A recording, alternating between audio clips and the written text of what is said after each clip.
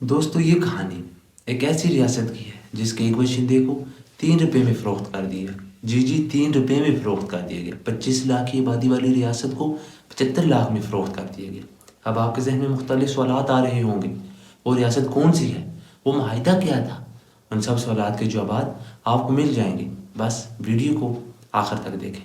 دوستو یہ معاہدہ اس دور کی سب سے امیر ترین ریاست میں ہوا جسے لوگ کشمیر کہتے ہیں، اور یہ معاہدہ گلاب سنگھ اور ایسٹ انڈیا کمپنی کے مابین ہوا، اور اسی معاہدے کو معاہدے امرتسر کہتے ہیں۔ اس معاہدے کو سمجھنے سے پہلے ہم اس کے پیچھے ہونے والے واقعات کو دیکھتے ہیں، کیوں یہ معاہدہ ہوا۔ کشمیر بننے کی تاریخ میں لوگ ہمیشہ کنفیوژن کا شکار رہے ہیں۔ کچھ سمجھتے ہیں یہ 1947 میں بنا ہے۔ یہاں میں کلیئر کرتا چلوں، کشمیر 1947 میں نہیں بلکہ کشمیر 250 قبل مسیح میں ایک مہاراجہ اشوک موریہ نے بنایا اور سری نگر شہر کی بنیاد رکھی۔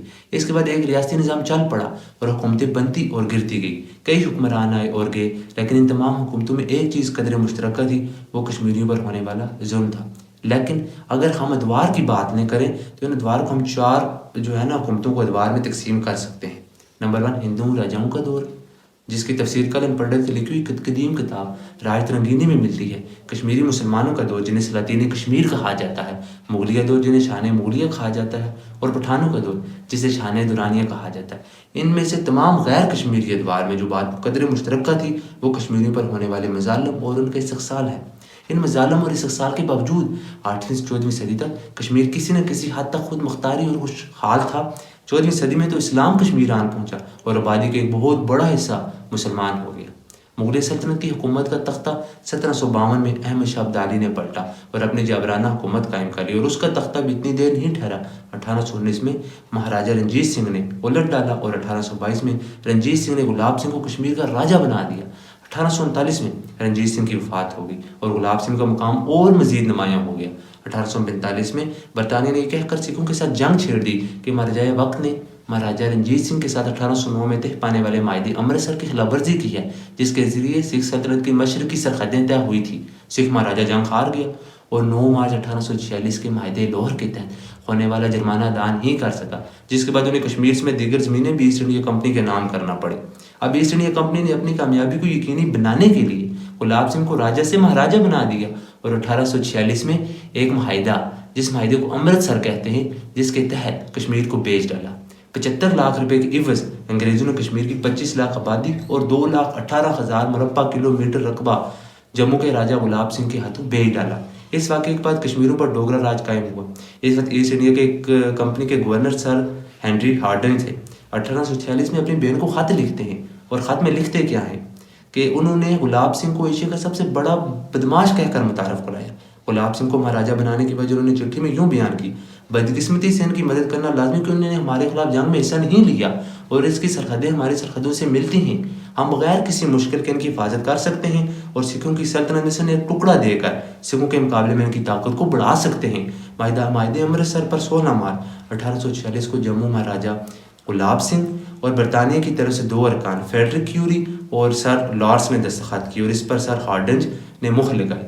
اس معاہدے کی 10 دفعات تھیں، ان کا جائزہ لیتے ہیں۔ دفعات 1: حکومت برطانیہ تمام پہاڑی علاقے دریائے سندھ کے مشرق اور دریائے راوی کے مغرب کا درمیانی علاقہ ماچھم اور بغیر لاہور کے، جو مارچ 1846 کے معاہدے لاہور کی دفعہ 6 کے تحت ریاست لاہور کو دے دیا گیا ہے، مہاراجہ گلاب سنگھ اور ان کی اولاد نرینہ کے آزاد قبضے میں تبدیل کرتی ہے۔ دفعہ 2: خطۂ زمین کی مشرقی سرحد جو مندرجہ بالا دفعات کے تحت مہاراجہ گلاب سنگھ کے نام منتقل ہو گئی ہے۔ اس مقصد کے لیے حکومت برطانیہ اور مہاراجہ گلاب سنگھ کی صرف سے مقرر کردہ کمشنر طے کریں گے اور سروے کے بعد ایک الگ انتظام کے تحت اس کا تعین کیا جائے گا۔ دفعہ 3: مہاراجہ گلاب سنگھ اور ان کے وارثوں کے نام مندرجہ بالا دفعات کی روح سے جو انتقال کیا گیا ہے، اس کے معاوضے میں مہاراجہ گلاب سنگھ حکومت برطانیہ کو 75 لاکھ روپے ادا کرے گا۔ 50 لاکھ روپے معاہدے کے شروع میں اور 25 لاکھ روپے 1 اکتوبر 1846 کو یا اس سے قبل ادا کریں گے۔ دفعہ نمبر 4: مہاراجہ گلاب سنگھ کے ان علاقوں کی سرحدیں کسی بھی وقت حکومت برطانیہ کی مرضی کے علاوہ تبدیل نہ ہو سکیں گی۔ اگر مہاراجہ گلاب سنگھ اور ریاست لاہور یا کسی پڑوسی ریاست کے درمیان کوئی تنازع مسئلہ کھڑا ہو تو طے کرنے کے لیے انہیں حکومت برطانیہ کو ثالث مقرر کرنا ہوگا اور حکومت برطانیہ کا فیصلہ ان کے لیے قابل قبول ہوگا۔ نمبر 6، مہاراجہ غلاب سنگھ اور ان کی ورثاء اپنی تمام قوت کے ساتھ برطانوی سپاہیوں کے ساتھ شامل ہو جائیں گے جب وہ پہاڑی علاقوں میں یا مقبوضہ علاقوں میں جنگ میں مصروف ہوں گے۔ نمبر 7، مہاراجہ غلاب سنگھ انگریزی گورنمنٹ کی رضامندی کے بغیر کسی بھی برطانوی رعایا کو اور نہ ہی کسی یورپی اور امریکن ریاست کی رعایا کو اپنی خدمت میں برقرار رکھنے کے لیے مشغول ہوں گے۔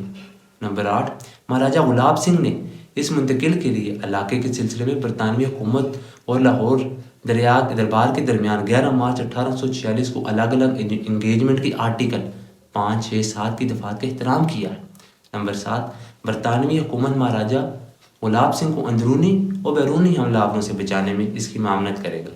اور نمبر 10، مہاراجہ غلاب سنگھ برطانوی حکومت کی اطاعت قبول کرتے ہیں اور اس اطاعت کے نشانے کے طور پر برطانوی حکومت کو ہر سال 1 گھوڑا، 12 بکریاں اعلیٰ نسل کی، جن میں 6 بکریاں اور 6 بکرے اور 3 جوڑے کشمیری شالوں کے پیش کریں گے۔ دوستو یہ تو اس کی دفعات تھی۔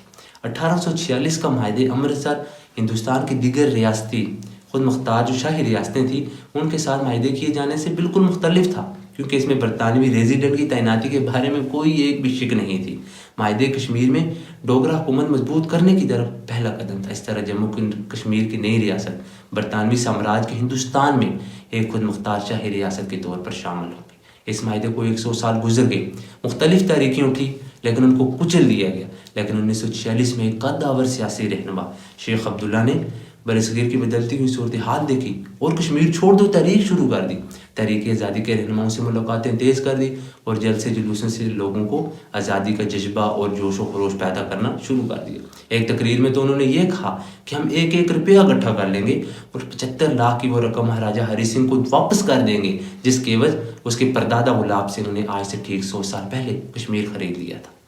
جس طرح بہرحال شیخ عبداللہ کو روپے جمع کرنے کی ضرورت نہیں پڑی، جس طرح برطانوی کو حالات کی وجہ سے ہندوستان سے جانا پڑا، اس طرح مہاراجہ ہری سنگھ نے بھی اپنا فیصلہ کیا اور ہندوستان کے ساتھ شامل ہو گئے۔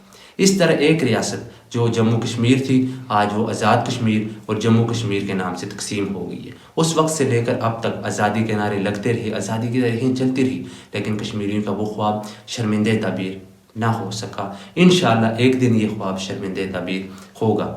جزاک اللہ، اپنا خیال رکھیے، اپنی فیملی کا خیال رکھیے اور کمنٹ کر کے لازمی بتائیے ویڈیو کیسی لگی۔ Thank you.